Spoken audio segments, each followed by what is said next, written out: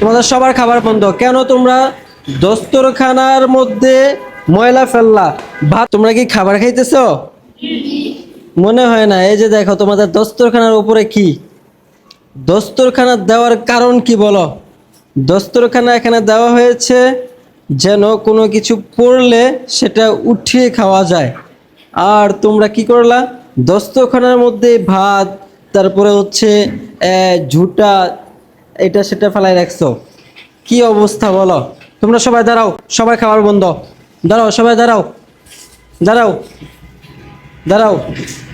তোমাদের সবার খাবার বন্ধ কেন? তোমরা দস্তরখানার মধ্যে ময়লা ফেললা, ভাত ফেললা।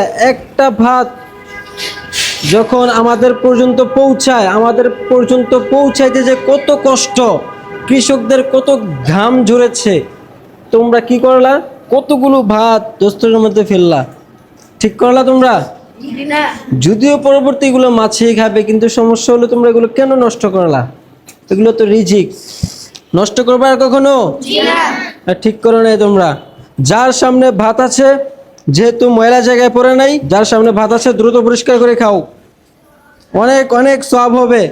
যার সামনে দস্তরখানার মধ্যে ভাত আছে সবাই পরিষ্কার করে খাও। এই যে সামনে ভাত, ভাতগুলো খাও, ভাতগুলো উঠে প্লেটে নাও, সবাই প্লেটে নাও, তোমাদের অনেক সওয়াব হবে। এই যে তোমার প্লেটে অনেক